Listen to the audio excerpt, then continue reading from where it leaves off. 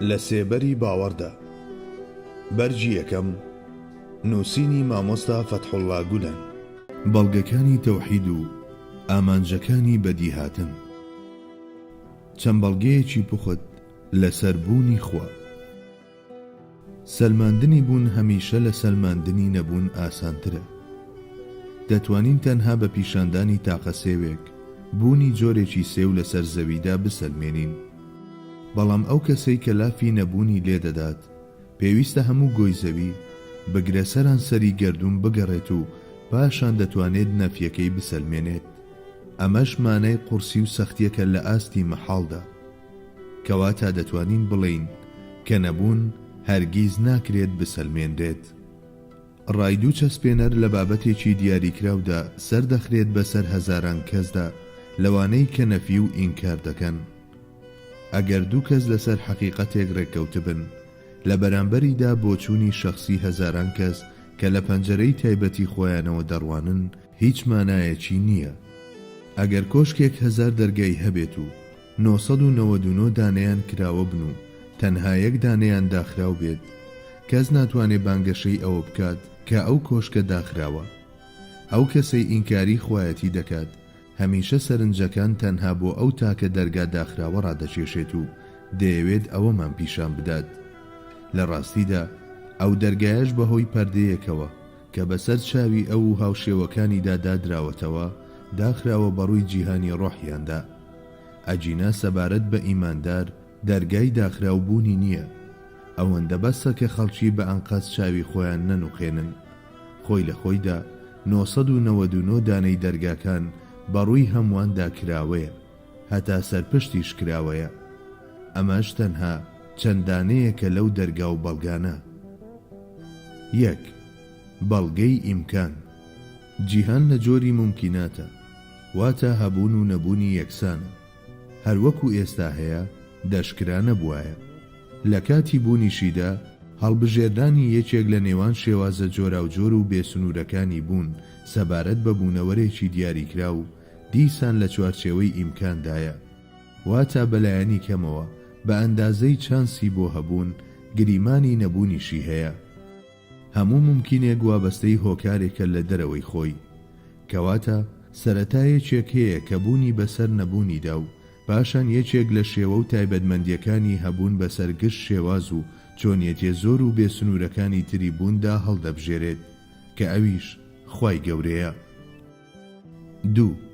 بەڵگەی پەیدابوون ئەلحدوث. جیهان دەگۆڕێت و هەمیشە لە نوێبوونەوەدایە. هەر شتێکیش کە دەگۆڕێت دواتر پەیدا بووە. لەمڕۆوە ناکرێت ماددە ئەزەلی بێت. بەڵێ، هەر یەک لە خزانی ماددە بەرەو نەمان بە گوێرەی یاسای گەرمیە جوڵا، فێرمۆدینامیک و فراوانبوونی گەردوون بە بەردەوامی و تەواوبوونی وزەی خۆر بە خێرایی و ڕووداوەکانی هاوشێوەیان دەری دەخەن کە بوون سەرەتایەکی هەیە. هەموو بوونەوەرێکی تازە پەیدا بوو بەدیهێنەرێکی هەیە و ئەنجامی بێهۆکار و هونەری بێهونەرمەند و سنعەتی بێسنعەتکار مەحاڵە. هۆکارەکانیش ناتوانن وەکو زنجیرەیەکی هەتاهەتایی درێژە بچێشن.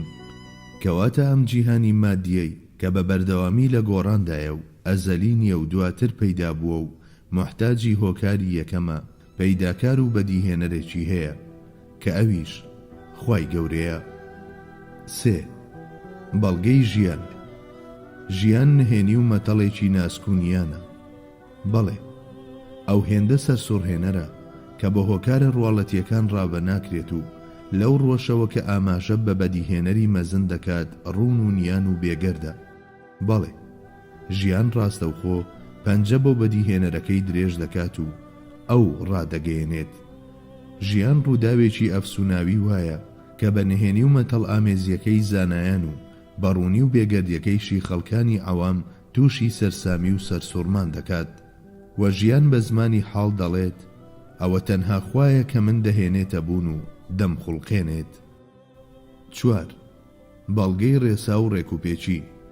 هەروەکەموو بوونەوەرێک خاوەنی ڕێکوپێکی و تەواوکاریە لەگەڵ پارچەکانیدا، بە هەمان جۆر هەموو گەردوونیش دارای هەماهەنگی و ڕێکوپێکی و گونجانە لەگەڵ سەرجەم ئەو بوونەوەرانەدا کە پێچیان هێناوە. ئەمەش بەڵگەیەکی ڕاست و دروستە لە سەربوونی ڕێسا و یاسا و ئاماژە بەبوونی یاسادانەر و ڕێسا سازێک دەکات کە ئەوەش کەسی تر نییە جگە لە خوا. 5. بەڵگەی سەنعەت. هەر لە گەردیلەوە هەتا مرۆڤ، لە خانەوە تا گەلە ئەستێرەکان، سەنعەت و هونەرێکی ورد و سەرسوڕهێنەریان تێدا بەدی دەکرێت. بەڵێ، هەموو سەنعەتێکی سەرانسەری گەردوون خاوەنی پلەیەکی هونەری زۆر گەورەیە، زۆر بە نرخە، لە کاتێکی زۆر کورت و لە ئەو پەڕی ئاسانیدا دروست دەکرێت، بە ژمارەیەکی زۆر بەدی دێت، جۆراوجۆر و جیاوازە و بەردەوامە.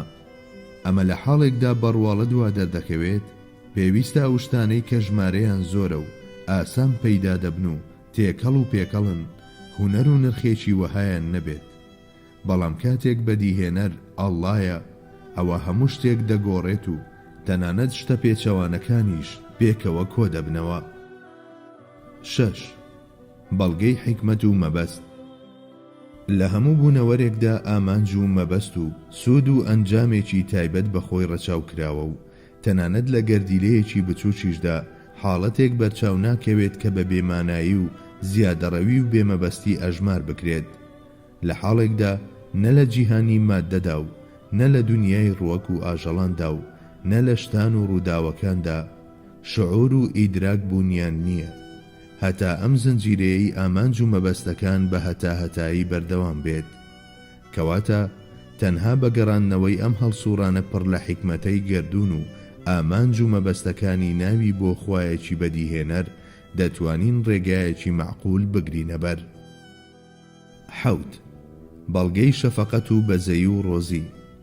هەموو بوونەوەران بە تایبەتی مرۆڤ پێداویستیەکانی بێسنوورە و بەڵام لە هەمان کاتدا توانە و ئیرادەکەی لە حوکمی هیچدایە، کەچی ئەوە تا دەبینین سەرجەم پێداویستیەکانی محتاجان لە جێگایەکەوە و بە شێوازێک کە هەرگیز بە خەیاڵیشیاندان نەهاتووە جێبەجێ دەبێت و چێ بە چه ئەندازەیەک پێویستی بەچی بێت بە چەندێتیەکی لەبار و لە چۆنیەتیەکی گونجاودا پێداویستیەکەی بۆ فەراهەم دەکرێت.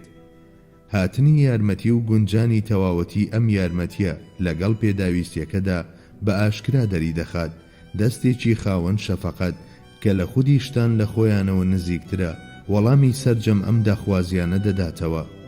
ئەم سیستەمی شەفەقەت و بەزەیی و ڕۆزیدانەی کە لە سەرانسەری گەردووندا دەست بەکارە و بۆ هەتاهەتاییش بەردەوام دەبێت، ئەو زاتە پیرۆزە دەردەخات کە خاوەنی سەرجەم ئەو سیفەتانەیە کە پێویستن بۆ بەڕێوەچوونی ئەم کارانە و لە گشت سیفەتە ناتەواوەکانیش پاک و بێگەردە. 8. بەڵگەی هاریکاری. هەموو بوونەوەران هەر لەوانەوە کە زۆر لە یەکەوە نزیکن هەتا ئەوانەی کە دوورترینن لە یەک یارمەتی یەکتر دەدەن و بەدەم هاریکاری یەکترەوە دەچن.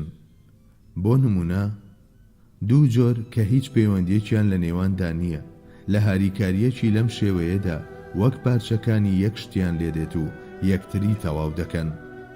ئەوە تا بەکتریاکان و کرمەکان و خاک دەست لە ناودەستی یەک لە دەوری یەک ئامانج کۆ دەبنەوە و بەهانەی ڕووەکەکانەوە دەچن و ئەم بەهاناوە چوونەش بە شێوەیەکی بەردەوام دووبارە دەبێتەوە. ئەم بوونەوەرانەی کە بێبەشن لە ژیری و شعور، ڕەفتار و چالاکیەکانیان عەقڵ و شعورەکان دووچاری سەرسامی و سەرسوڕمان دەکەن و بەمەش چالاکیە پڕ لە حیکمەتەکانی ذاتی واجب الوجودی ئەو دیوی پەردەکان دەخەنە پێشچاو. واتە هەموو گەردون بە زمانی ئەم هاریکاریە وشەی ئەڵڵا دووپات دەکاتەوە. 9. بەڵگەی پاک و خاوێنی. دیاردەی پاک و خاوێنی لە سەرانسەری گەردووندا هەر لە مرۆڤەوە هەتا زەوی و لەویشەوە بەرەو قوڵایی ئاسمانەکان بە تەنها خۆی دەبێت بە بەڵگەیەک و ئەو زاتەمان پێدەناسێنێ کە یەکێک لە ناوەکانی ئەلقدوسە. بەڵێ، بەکتریا و قالۆنچە و مێرو و چەندەها ئاژەڵی گۆشتخۆر، هەروەها با و باران و بەفر خاک پاک دەکەنەوە، لە دەریاکاندا چاخە سەهۆڵەکان و ماسیەکان، لە ئاسماندا بەرگە هەوا، لە فەزای پان و بەریندا کونەڕەشەکان، لە جەستەماندا ئەو ئۆکسجینەی کە خوێنمان پاک دەکاتەوە و ئەو شنەبا مەعنەویانەی کە ڕوحمان لە بێزاریەکان ڕزگار دەکەن. بەڵێ، هەموو ئەمانە هەمیشە هەواڵی ناوی ئەلقودوسمان پێڕادەگەیەن و پەنجە بۆ ئەو زاتە پیرۆزە ڕادەکێشن کە لە پشت ئەم ناوەوەیە